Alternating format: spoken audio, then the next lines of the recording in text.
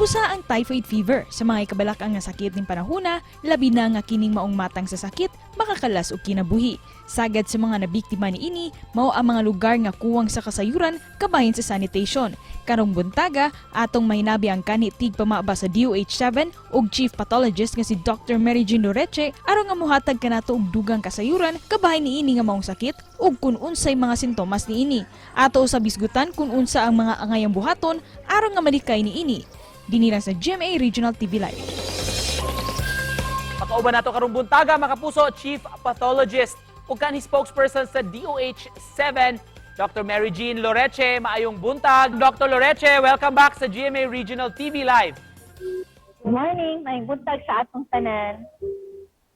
Daghang salamat, Doktora, for joining us. Karong panahona ni siaw, typhoid fever, ug dili tanan ang aware ug na ideya kung unsa kini for the benefit of our viewers. Doktora, unsa man kining typhoid fever ug nganong nag-exist maning maong sakit? Actually, kaning typhoid fever can happen and can occur any time of the year. Can occur to any person, no? Can happen to any person, pwede po any place, no? Pero kaning typhoid fever is actually a disease nga fecal-oral ang rota ani niya, di ba? Yung lumanta nga ang sakit, na siya yung mode of transmission. For example, si coronavirus, may airborne o droplet siya.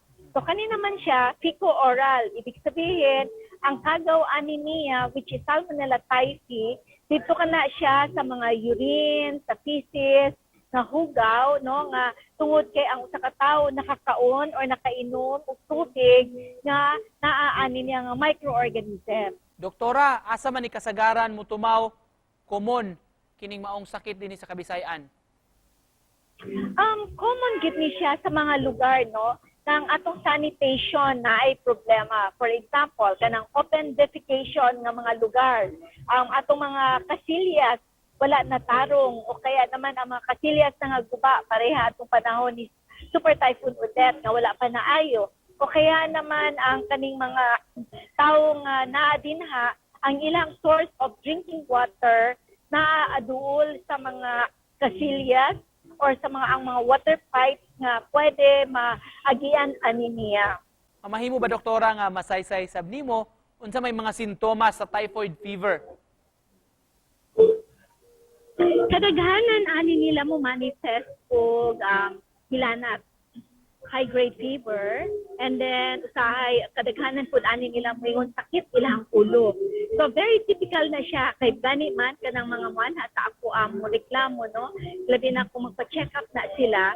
Ang una gid natong mabalaan ani niya is ang ilang reklamo hilanat ug grabe ka sakit ang ulo.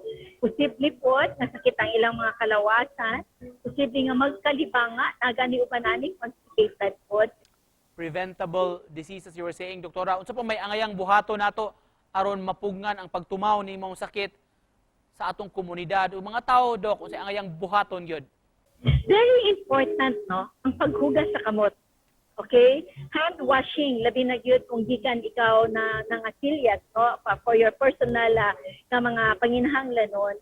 Manghugas gyud kita gamot kung pwede magsabon and then takbo sa atong mga kamot. Okay, this is very applicable to the food handlers.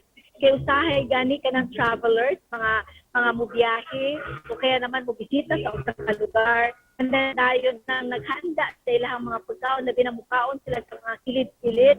Importante kaayo na, no, nga atong food handlers maghugas gyud sa ilang mga kamot, limpyo ang ilang mga kamot na nag-andam sa imong pagkaon ug ang silbi sa imuha. Ikaduha, importante sa kaayo dili ka sigurado sa imong tubig ang lugar, no, instead na madawat ka ganang ilang mga tubig lang ang imnunon, no, labi nagmukaon ka, pwede siguro bottled water ang imong gamiton just to be sure na ang kanang tubig na imong magamit ay limpyo gyud siya. Ikatulo, importante sa kanang mga gapang luto, no, labi na kung ang kanang mga lugar nila nihit ang tubig, mabukalan nag-ayo ang tubig. Sa inyong habig sa DOH7, Doktora, sa inyong paghatag og kasayuran ug public awareness kabahin nimong sakit o sa mga plano ninyong himuon? Yes, definitely ang atuan namang departamento is really very active in information dissemination, in educational campaign. Pero ang ato po mga provincial health offices, municipal health offices, or our rural health units, apil po na sila dapat sa ilang educational drive. Sila panghatag og mga insakto mga guidance. And just to close this, Dr. Loreche, mensahe ni mo, Doc, sa atong mga viewers karong buntaga. Yes, salamat kayo sa pag-imbita, no? Importante kaayo ni nga makahatag kita mga insaktong mga informasyon, and very definitely ang typhoid fever is preventable.